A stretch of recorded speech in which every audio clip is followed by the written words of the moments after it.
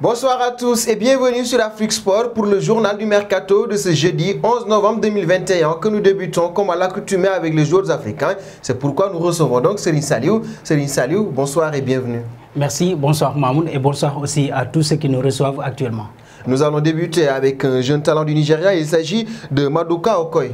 Effectivement, le gardien de but nigérian Maduka Okoye, sociétaire de Spartak Rotterdam, va enfin rejoindre Watford. Il a paraphé un contrat de 5 ans et demi, mais devrait patienter avant de débarquer en Angleterre. Son contrat avec Rotterdam expire en janvier 2022. Selon l'accord, Okoye terminera le reste de cette année avec son club d'Eredivisie avant de rejoindre l'Angleterre. Sur son compte Twitter, le portier n'a pas caché son enthousiasme.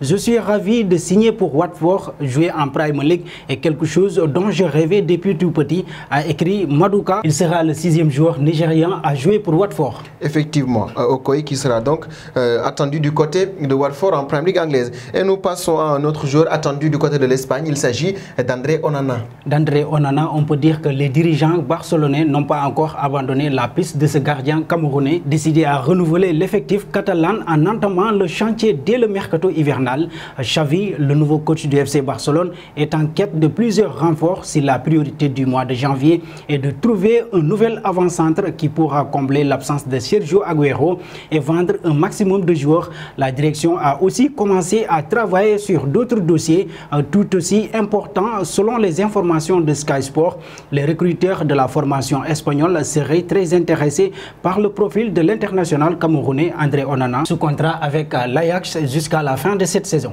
André Onana donc qui va peut-être rejoindre le FC Barcelone. Et termine avec un autre joueur du continent, il s'agit de Riyad Mahrez. Voilà, il va rester à Manchester City même si beaucoup de sites ont déjà annoncé son départ. Le Fennec lui dément formellement ces allégations. Plusieurs rumeurs circulent sur un possible départ de Riyad Mahrez dès le prochain mercato d'hiver. Selon Foot Mercato, l'Algérien souhaiterait partir pour trouver plus de temps de jeu, ce que dément Mahrez dans un entretien avec le site City Extra. L'ancien pensionnaire de Leicester assure qu'il n'y a aucune chance qu'il quitte Manchester City au mois de janvier. L'Algérien est lié au club anglais jusqu'en juin 2023. Riyad Mahrez qui était donc notre dernier talent africain du jour. Merci beaucoup Serigne Saliou Seck.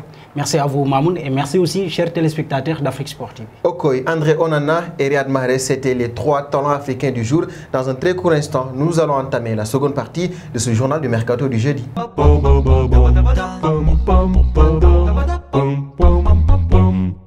Seconde partie de ce journal du Mercato et nous partons en Europe, en Italie, à la Serie A, à la Juventus de Turin où nous retrouvons donc cette équipe de la Juve qui veut faire bouger son milieu de terrain. On parle notamment d'un départ de McKennie et d'Aaron Ramsey. Si un des joueurs venait à faire ses valises au mois de janvier, les Bianconeri auraient déjà un nom pour les remplacer. Selon les informations publiées par le quotidien Tuttosport, le club de la vieille dame envisagerait la venue de Denis Zakaria, actuellement au Borussia Mönchengladbach.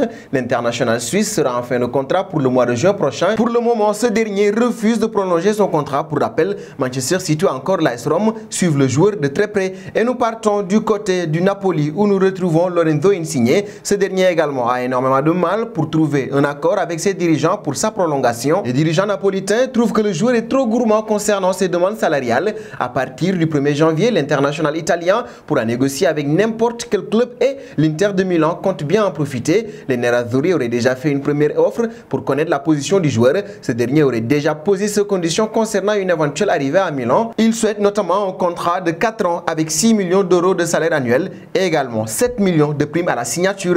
Et nous partons du côté de l'Allemagne où nous retrouvons Christopher Nkunku. Il est auteur d'une belle saison du côté de RB Leipzig. C'est pourquoi Manchester City de Pep Guardiola s'intéresse à lui. L'entraîneur des Citizens, Pep Guardiola, a été impressionné par la performance de l'ancien joueur du Paris Saint-Germain contre ses troupes puisqu'il avait inscrit un triplé lors de la lourde défaite du RB Leipzig à l'Etihad 6-3 en septembre en Ligue des Champions. Une offre pourrait être formulée dans les mois à venir pour le natif de Lagny-sur-Marne dont le contrat expire en juin 2024. A noter également que Christopher Nkunku est sur les tablettes du Paris Saint-Germain, son club formateur. Et nous passons au Real de Madrid. Ici, Florentino Pérez en a marre de dépenser beaucoup d'argent sur des joueurs qui ne sont pas prolifiques. C'est pourquoi il veut faire le ménage. En effet, si l'on en croit les dernières informations du média ibérique AS, Gareth Bale Isco ainsi que Marcelo ne verront pas leur contrat être prolongé et vont donc partir librement. Outre ces 3 joueurs, Eden Hazard et Luka Jovic ne seront également pas retenus malgré leur contrat courant respectivement jusqu'en juin 2024